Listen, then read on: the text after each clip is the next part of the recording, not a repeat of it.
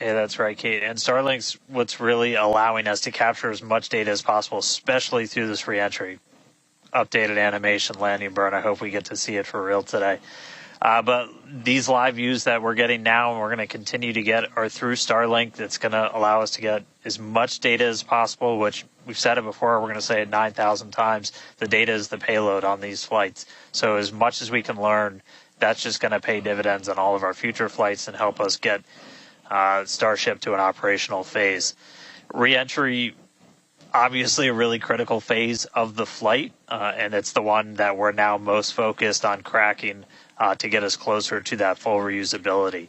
Starlink is going to be able to send us data back all the way through reentry. We've done some additional testing, and we're expecting to be able to get data from Starlink thanks to its high frequency and kind of the orientation and everything of Starship all the way through reentry. And then got a new view here. We have two external views. We had this one on Flight 3. We've got two for this one.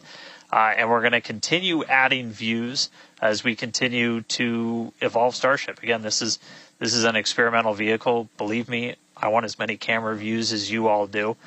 So huge shout out to the AVI and the software teams and everybody that's been working with us. We're getting more cameras on Starship, not just because it looks cool, but this provides an incredible insight into reentry, which is, historically a really tough window to look through. Approaching entry interface. The physics of reentry are insanely intense. One of my favorite NASA astronauts, Victor Glover, recently described it as with the forces and the flows and the temperatures, it's like pointing at a raging river in one spot and saying, tell me exactly what's happening right there. And that's what a ship is experiencing as it goes through, as it's moving through the atmosphere at, more than 5 miles a second and heating up to thousands of degrees. So just having visual representation, just being able to see what's happening is incredibly valuable. So these views are going to be through Starlink. We've got this one. This is in one of the forward flaps looking back. So if you see it rotating around, that's because, again, it's embedded in one of those forward flaps. So as we get through and we start to build up density in the atmosphere, this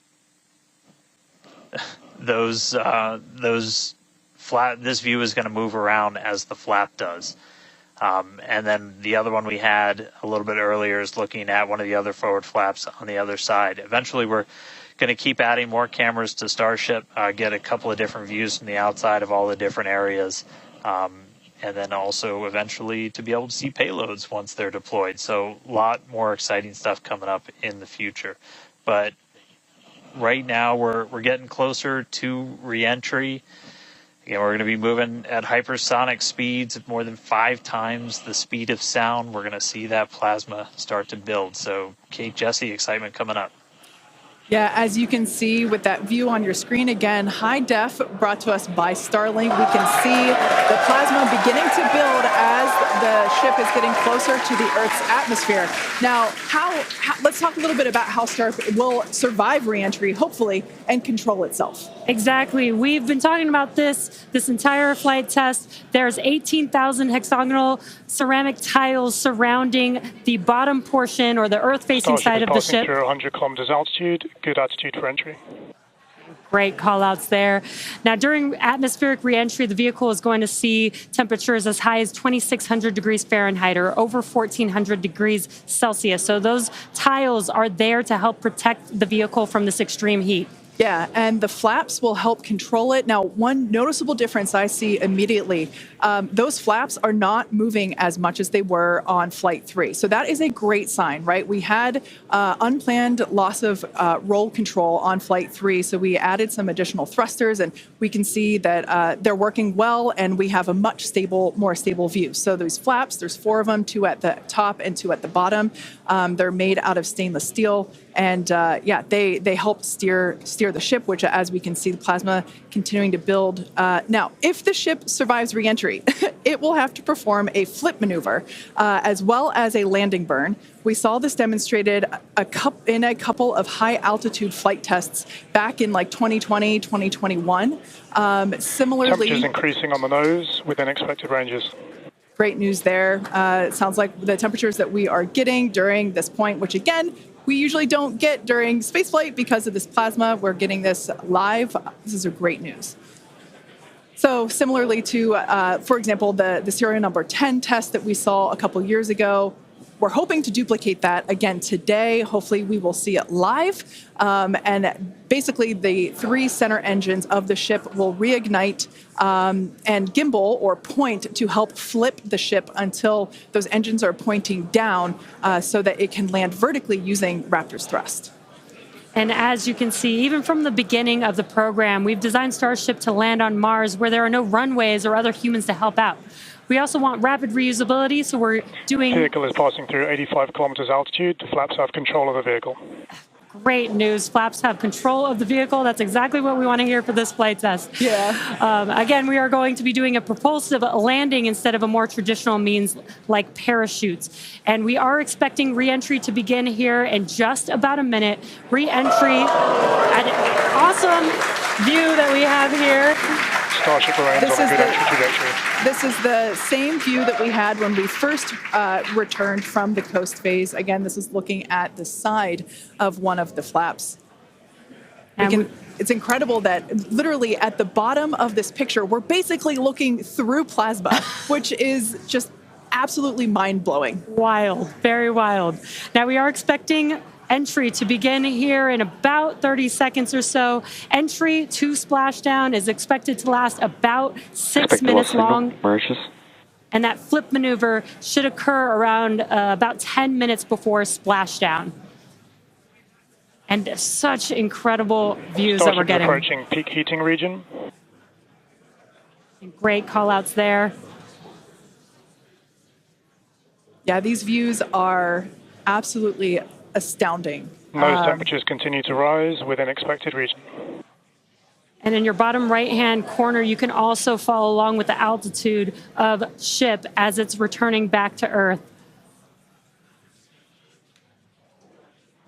So once again, this view is basically looking down into the plasma blanket that is building up around the exterior of Starship. It is traveling, as you can see on your screen. You can look in the bottom right-hand corner and see how fast it's going, how high it is, as well as the general orientation.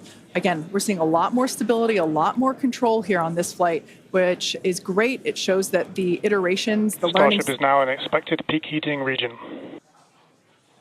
All right, great news there, telling us that this is basically the hottest point that Starship should get during its reentry. Now, the heat shield is working with the atmosphere for some free braking, okay? The atmosphere is helping to slow the Starship down. Yeah, exactly. We're not using any engines or thrust to slow the vehicle down. Exactly what Kate mentioned. We're just using the atmosphere and those heat shield tiles protecting the vehicle as it's coming through that high heat temperature. Yeah. Now, this is another one of those moments that we have been waiting for. Right now, the ship is currently re-entering the Earth's atmosphere, and by all looks and all call-outs that we're hearing on the net, it is doing pretty well. Now, we do not plan to recover the spacecraft today, but rapid and reliable reusability is the ultimate goal.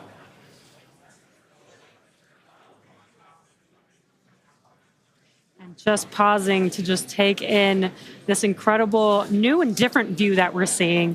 We did get a similar view in Flight 3, but again, the vehicle did lose a little bit of its control, attitude control, and this is a very stable view. This is great. This is exactly what we want, and we are hearing that we're getting expected call-outs. Mm-hmm. Absolutely. Starship is seeing half a G of acceleration, remains on a good entry trajectory. You know, it's incredible to look at this photo and wonder, wait, is it real? Is it frozen?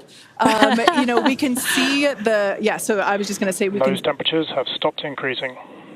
Oh, that is great news. The temperature is no longer building. But I was saying, we have a little bit of indication there. We can see that streaking that occurs and tells us that this is indeed a true view. So once again, we are looking basically through the plasma that is building up around the exterior of the ship. And I still cannot get over that we are getting a live view of re-entry right now, live on your screen. Again, we've said this over and over, but all thanks to Starlink. We are able to use Starlink in space, which we're getting this incredible data. And not only just the data from the sensors, but getting live imagery of what is actually happening, which is great, which we've never been able to do live before. Right. Now, just a quick future outlook here. So in about, let's see, at T plus about 1 hour and 2 minutes, we should hear a call out for entry transonic. That means that the ship is going near the speed of sound. And then about a minute after that, we'll hear another call out saying entry subsonic, meaning that the ship is going below the speed of sound. So these are all continued indications that the atmosphere, right, as the ship comes back down, it is getting through the more dense part of the atmosphere, and that atmosphere is helping to push against the vehicle, and those heat shields are protecting the vehicle during this high heat period.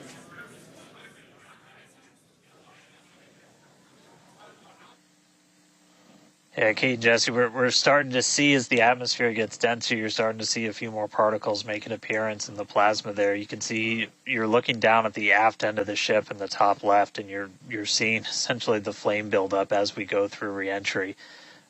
You've been hearing the call-outs. They're tracking things like temperatures in the nose cone, and those were right where we modeled them to be, which is really cool to see and to see in real time. But we're coming up. We're at about 67 kilometers in altitude. Our last signal with the ship on Flight 3 was at 65, so we should be making it past that point shortly. Obviously, as you guys pointed out, we're in a much better control this time as we re-entered in the right attitude, and our flaps have been steering the way so far. Once we get through transonic, that's when you've got essentially Raptor landing bird. Different areas around the vehicle where the air is either moving faster or slower than the speed of sound. We'll eventually get to subsonic, which we have some experience with. We did in our suborbital campaign. Start of Raptor chill. And Starship will eventually get down to its terminal velocity as it's floating down to the water. That's just about 200 miles an hour or so.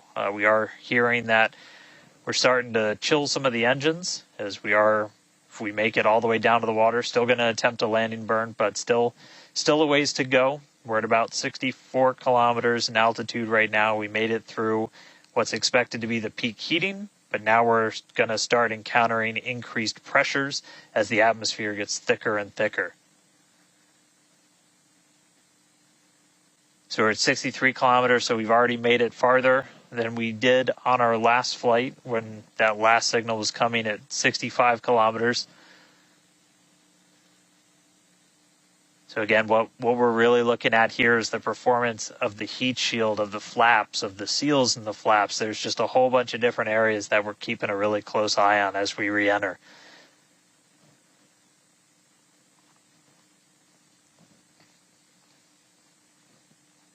Starship remains on a good entry trajectory. And looking like we're still on a good trajectory. If you're seeing little camera moves, that's the flap moving as it continues to maintain the attitude of the vehicle as it re-enters.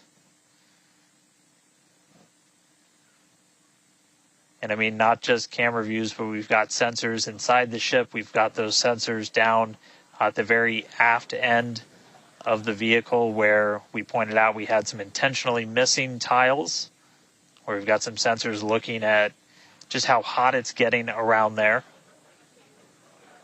We intentionally put those in essentially the least critical part of the heat shield, where if you had any kind of a breach, it wouldn't be great for reusability, but wouldn't be critical for actual making it through the reentry into the landing.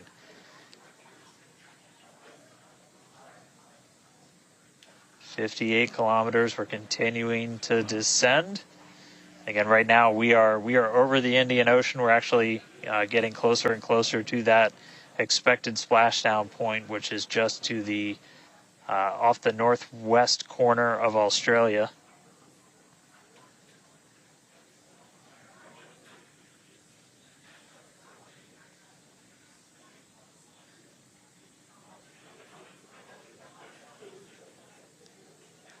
And if you keep an eye on our speed, the speed is dropping. We're hitting the thicker part of the atmosphere now. The speed's going to start dropping precipitously. We're going to start getting to transonic pretty soon, and then after that we'll get into subsonic, where we're moving less than the speed of sound. But wow, what a light show so far!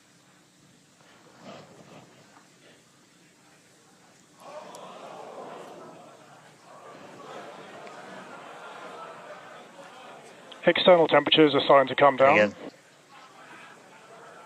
this camera view is looking right at one of the forward flaps. And we're strategically putting some cameras around the vehicle to just look at the different areas. Looks like we got the flap starting to come apart a little. Yeah, it does appear that we have a little bit of burn through there. We can see pieces of the vehicle flying off. What a show it has been. It's been like watching Interstellar or something. This is wild to see this, but the ship is still coming down, which is incredible to see. How far can it go? That is the question. Keep your eye on the altitude in the bottom right-hand corner. We're at 54 kilometers right now. Now, ultimately, the data is the payload today. We've been saying it multiple times. Our teams are sitting, reviewing this data live, learning where the hot spots are. As you can see, there's an obvious hot spot there with the flap, and learning how we can improve this design. The goal was to get as far through this high heat re-entry as possible. Ideally, we'd love to make it all the way down and perform that landing burn and flip maneuver, but we may not get that far today. We will see.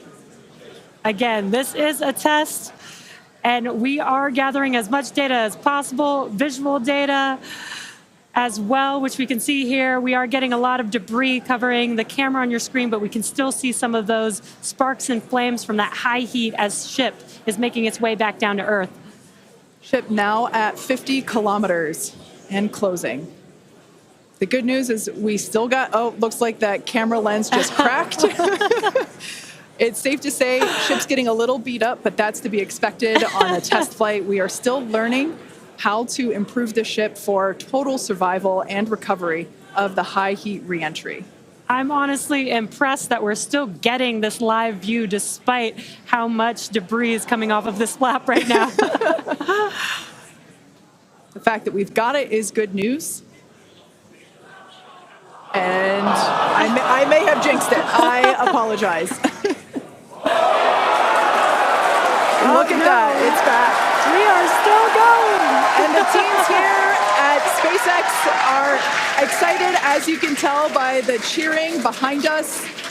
There's still a sizable crowd here at Mission Control Center Hawthorne. A splashdown is expected in just about 4 minutes from now.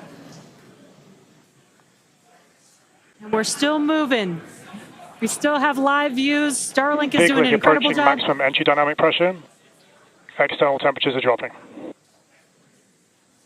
Okay, good news. Those external pressures are dropping. The question is, how much of the ship is left? We can't really tell. We can still see some of that particulate coming off. And unfortunately, we do have a cracked camera lens.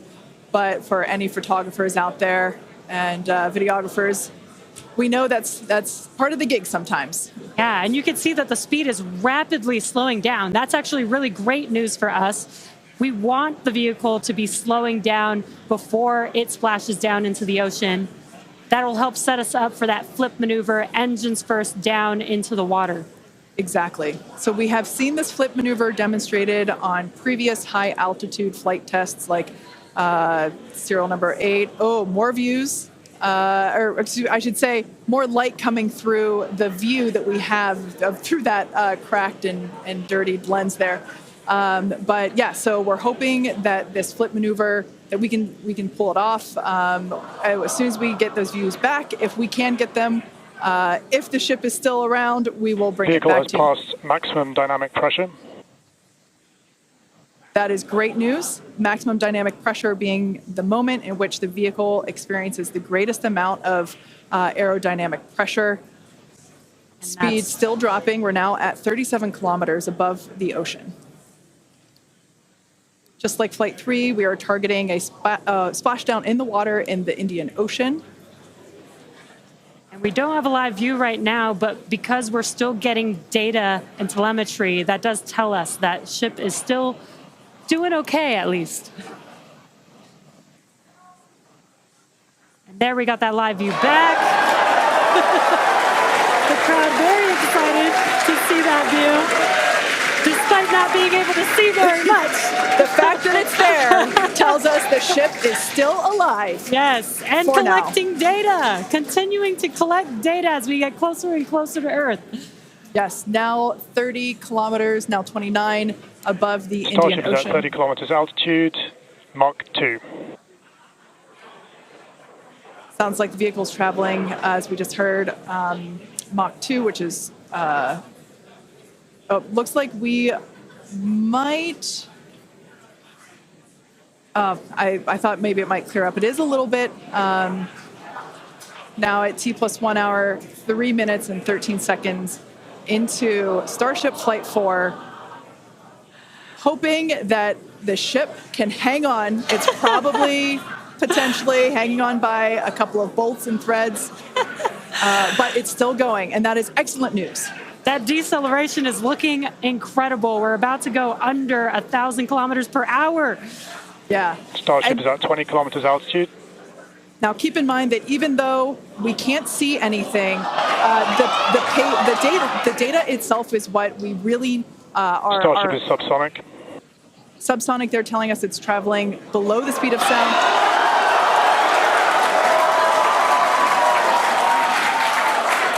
That movement means the flaps are actuating. I think we can see something. This is a nail biter. But we are, unfortunately, we can't see through the lens, but we're still getting the feed. Starship is now 11 kilometers over the ocean. All this data is incredibly important, even if, it breaks up right now. Okay, we can see that flap actuating through the glass. Starship is passing through 10 kilometers altitude. Okay, the next milestone will be initiation of the flip maneuver and landing burn. Keep an eye on the bottom right corner of your screen for those 3 center engines to relight. They will gimbal or angle so that the ship flips itself back up vertical and hopefully lands in a vertical position. And the crowd is very excited to get this view of that flap still maneuvering. Starship is passing through 5 kilometers altitude.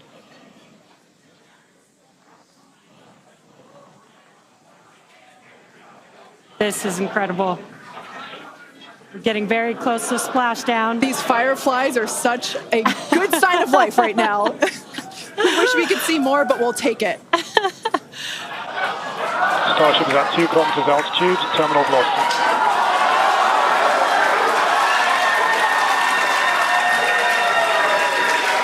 Landing burn startup for Starship. All right, good news there.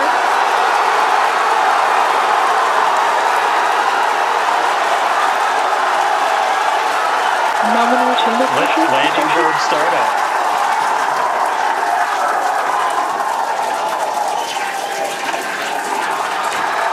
Starship is in landing burn. Landing burn shutdown. The landing burn shutdown was commanded.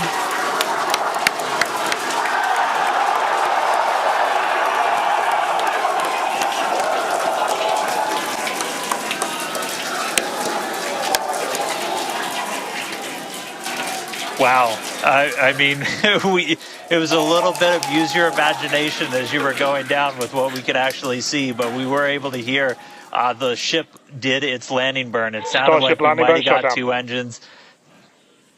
And there's the final call for landing burn shutdown, but we'll go back through all the data, but we did get confirmation that a landing burn took place. Starship made it through re-entry and did its first ever landing burn. from South Texas to the other side of the earth. Starship is in the water. What a day. What a day, guys. Yeah. That was absolutely incredible. We we got views pretty much the whole way down. Analysis said it could do it. We weren't sure if it was going to be able to happen, but Starlink powered through, and we were able to get signal. We started to get some debris on the cameras and everything, but we were able to see it. So, I mean, what a day. Just recapping, everything started off today. We lifted off from here in Starbase just about an hour ago. It feels like a lifetime. Successful super heavy ascent, boost back, and its own splashdown in the Gulf. Ship made it to space, kept its attitude. Successful re-entry through peak heating. We got to see it under flap control through the atmosphere, and we got call out of our first ever ship landing burn after a launch into space. So, just really incredible. So I'm going to take some time to collect myself, but wow, that was incredible. I can't wait for the next one. Over to you guys. It was so loud here. I haven't heard the crowd get that loud probably since liftoff of Flight 1, honestly. That was incredible. Congratulations to our teammates, to everyone who supported the Starship program. Thanks to all of our future customers for your support. And we'd also like to thank the people of Cameron County, Texas, as well as the Coast Guard, the Federal Aviation Administration, and the government of Mexico. And since Starship got a little bit toasty from that extreme heat of reentry, and we've got our very own Starship right here, let's have a toast of our own. I've been waiting all morning for this. Okay, may I? Light me up. Yeah. Just like Starship, I like this toasty. I'm keeping this. Now, we've got more Starship test flights coming to you soon. Be sure to follow the SpaceX account on X for more updates from today's test flight and future Starship tests. Thanks for watching, and we will see you next time.